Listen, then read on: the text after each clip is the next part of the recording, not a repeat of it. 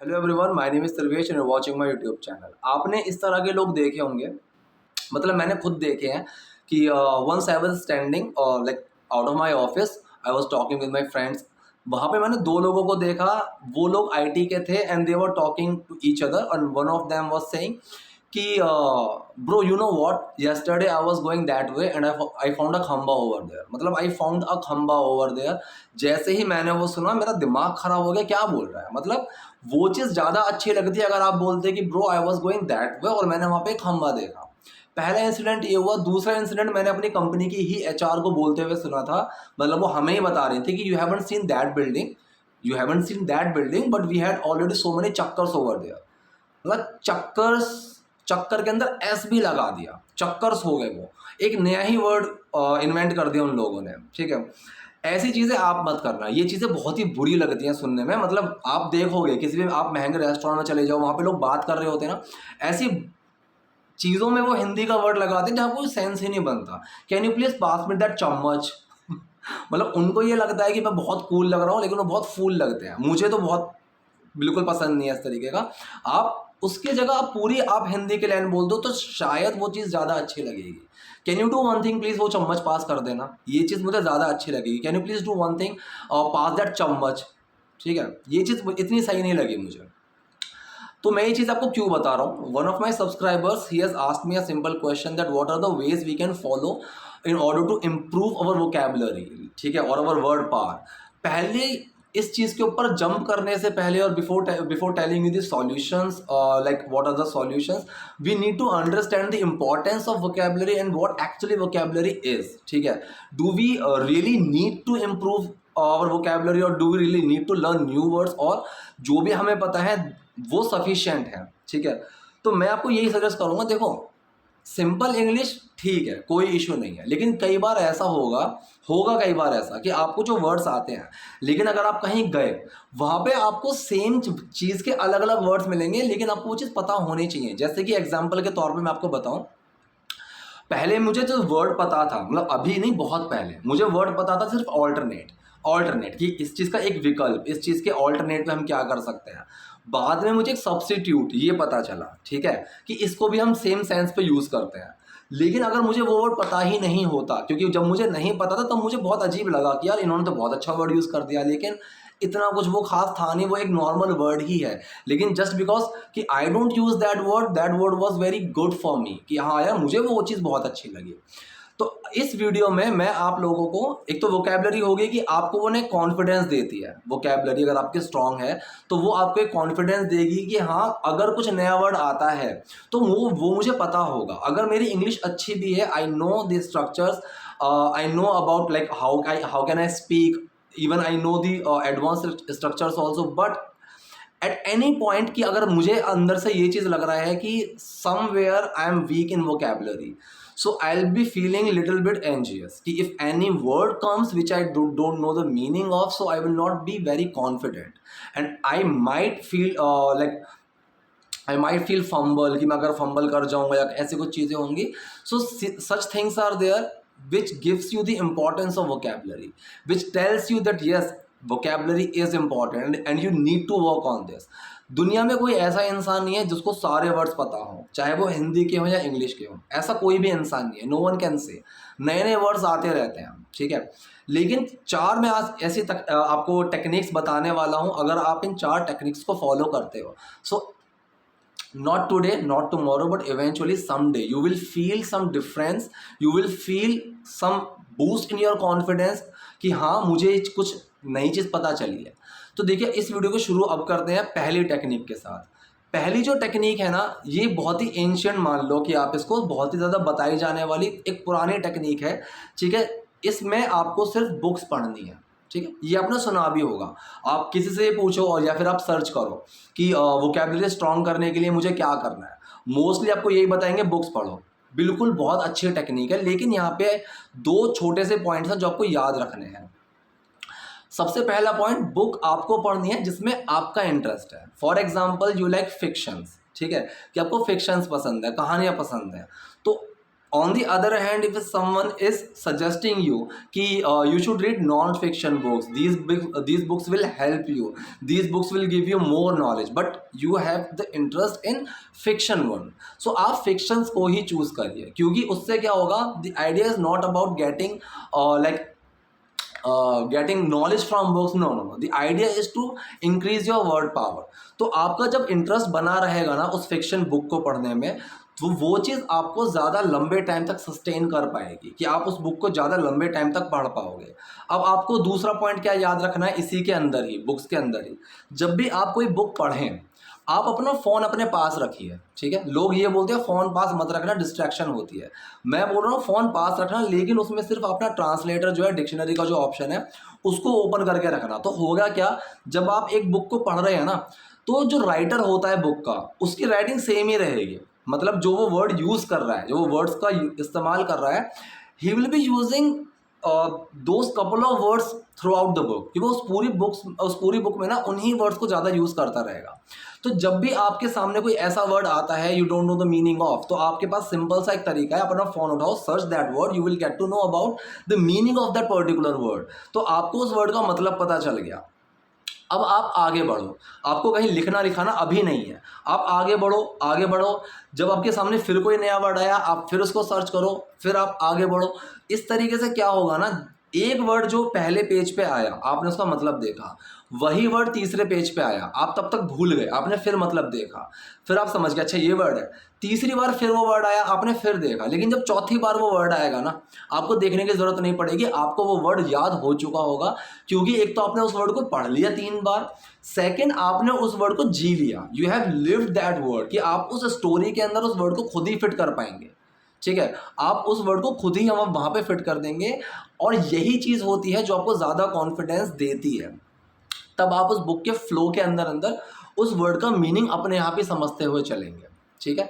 तो ये तो होगी इसमें पहली चीज़, कि आपको इस चीज़ का ध्यान रखना है कि आपको रीड करनी है, मतलब आपको बुक्स पढ़नी है, और बुक्स भी वो पढ़नी है जिसमें आपका इंटरेस्ट हो, और फ़ोन आपको पास रखना है without intention of writing, but the idea is to get to know about new words, so that you can learn these words and you can relate those words according to book, कि आपको book के according उन word को relate करते हुए चले।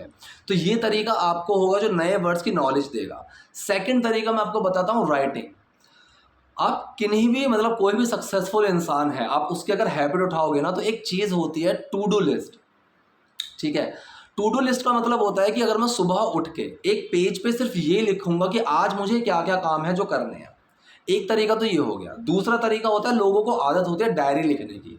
Diary लिखना इन a sense, मतलब कोई भी एक अच्छा इंसिडेंस हुआ, दे right at the end of the day when they are going to sleep, so before sleeping they open their notebook or their diary, और वो पूरा दिन उसमें लिखते हैं कि आज मैंने क्या किया, आज क्या हुआ। तो या तो आप टू डू लिस्ट या फिर आप डायरी, इनको आप मेंटेन करना शुरू करो। ये चीज़ ना आपको अंदर से और खुशी देंगी। आपकी जो थोड़ी एंजाइटी होगी, आपका जो थोड़ा एक ऐसा होगा ना अकेलापन सा, ये वो भी दूर करती है। आपको नॉलेज भी बहुत अच्छी देती है, आपको पाथ देती है, क्लैरिटी देती है, कि आपको एक क्लैरिटी मिलेगी कि मुझे क्या करना है। सुबह उठ के अगर मैंने टू डू लिस्ट में बनाया कि अच्छा मेरा आज ये काम है, ये काम है, ये काम है, उस चीज़ से ना मेरा जो दिन होगा, मेरा दिन प्रोडक्टिव जाएगा, ठीक है। At the end of the day I will feel that yes today I have done something, I have lived actually. अगर मैं पूरे दिन लेटा हुआ हूँ, I am just using my phone, I am playing games, I am not doing anything, at the end of the day I will feel anxious, और मुझे ऐसा लगेगा क्या होगा, एक बेचैनी सी होगी। तो आप लिखना शुरू करो, और लिखना चलो, अगर आपको अगर मान लीजिए आप मैसेजेस लिखते हो, मेल लिखते हो, तो ज़्यादा जो आप मैसेजेस कर रहे हो, ट्राई करो आप इंग्लिश में लिखना शुरू करो। उसमें क्या होगा, जो आपका पहला पॉइंट था बुक वाला, जहाँ से आपको वो वर्ड याद हुए थे, जब आप मैसेज लिख रहे होगे ना, अनइंटेंशनली, अनविलिंगली, मतलब बिना चाहे, बिना अपनी इच्छा से जब आप मैसेज लिख रहे होगे, वो वर्ड्स अपने आप उसमें कनेक्ट हो जाएंगे। आपने बुक के थ्रू, जब आप एक बुक को पढ़ रहे हैं, एक बुक को जी रहे हैं, आपने 2-3 वर्ड वहाँ पे जब सीख लिए नए नए, जब आप मैसेज लिख रहे हो तो आप उस मैसेज को जी रहे हो, ठीक है, you are living that message. तो आपके वो वर्ड अपने आप उस मैसेज में फिट हो जाएंगे। आपको खुद ये चीज़ पता भी नहीं चलेगी, लेकिन आपको धीरे धीरे समझ में आएगा कि हाँ, मुझे नए वर्ड्स की नॉलेज हो रही है, ठीक है। ये हो गया दूसरा तरीका, राइटिंग। तीसरा तरीका है मूवीज़ या वेब सीरीज़ या सॉन्ग्स, ठीक है। अगर आपने मान लीजिए एक छोटा सा एक 5 मिनट की एक क्लिप भी चलाई, मैं मानता हूँ उस 5 मिनट की क्लिप में आपको 5 वर्ड मिल जाएंगे जिनका आपको मतलब सर्च करना होगा। ठीक है, अगर आप कोई अच्छी सीरीज देख रहे हैं या फिर कोई अच्छा कोई मूवी सीन है, इंग्लिश मूवी सीन है, 5 ऐसे वर्ड मिल जाएंगे। यहाँ तक आपको सिर्फ अपने सबकॉन्शियस माइंड पे ही काम कराना है, मतलब कि आपका इंटेंशन है सबकॉन्शियस माइंड पे काम कराने के लिए। आप वर्ड्स को चूज कर करके आ रहे हो, आप वर्ड को सिर्फ बार बार अपने माइंड में डाल रहे हो, आप उसको याद नहीं कर रहे हो, वो आपको ऑटोमेटिकली याद हो रहा है। ये हो गए 3 तरीके। अब मैं अपने 4th पॉइंट पे आता हूँ। ठीक है, मतलब बुक्स हो गई, रीडिंग हो गई, सॉरी बुक्स रीडिंग हो गई, राइटिंग हो गई, मूवीज़ या फिर आपका वेब सीरीज़ हो गया। अब जो मेरा 4th पॉइंट है, ये सबसे इंपॉर्टेंट पॉइंट है, और अगर आपने इसको फॉलो कर लिया तो आपकी ये प्रॉब्लम हमेशा के लिए सॉल्व हो सकती है। मतलब आप इस चीज़ को अगर 2 महीने करोगे या 3 महीने करोगे, उस चीज़ के बाद आपको ये चीज़ सर्च करने की ज़रूरत ही नहीं पड़ेगी कि what are the ways to improve our vocabulary. ठीक है, अब आते हैं हमारे लास्ट स्टेप पे। तो हमारे 4th पॉइंट पे आएंगे हम। अब आपने बुक्स पढ़ लिए, राइट कर लिया, अपनी मूवीज वेब सीरीज देख ली। जब आप ये 3 चीज़ कर रहे होगे, ठीक है, आपके सामने कुछ ऐसे वर्ड्स आएंगे जो आपको ये लगेगा कि ये तो बहुत ज़्यादा मैं इसका यूज़ करता हूँ, कर सकता हूँ, या फिर मैं करता हूँ या करती हूँ कि I use this particular word a lot, Hindi में या कैसे भी। तो ये वर्ड तो बहुत अच्छा है।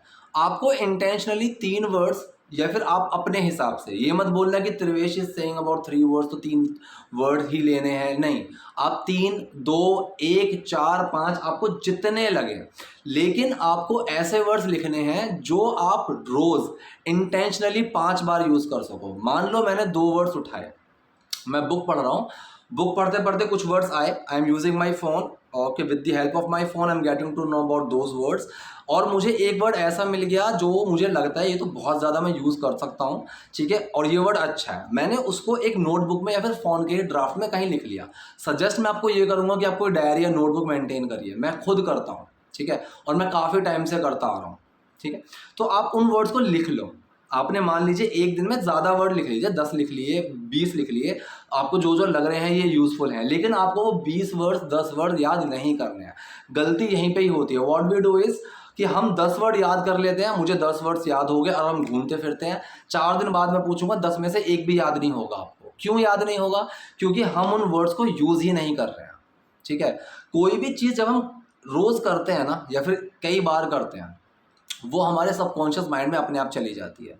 जो भी चीज़ हमारे सबकॉन्शियस माइंड में होती है, उस चीज़ को हमें बिना मतलब उस चीज़ को हम सोच के नहीं करते हैं, वो बिना सोचे ही हो जाती है। फॉर एग्जाम्पल, आप उठते हो सुबह, उठ के क्या होता है, आप जब ब्रश करते हो तो कभी सोचते हो कि मुझे ब्रश करना होगा, ऐसे ट्यूब्स को दबाना है, ऐसे पेस्ट निकालना है? नहीं, वो चीज़ अपने आप हो जाती है। जब हम नहाते हैं तो हम कभी नहीं सोचते कि साबुन को यहाँ लेकर जाना है, ऐसे रगड़ना है, नहीं, क्योंकि वो चीज़ हम सालों से कर रहे हैं, वो हमारे सबकॉन्शियस माइंड में ऑटोमेटिकली फिट होती है।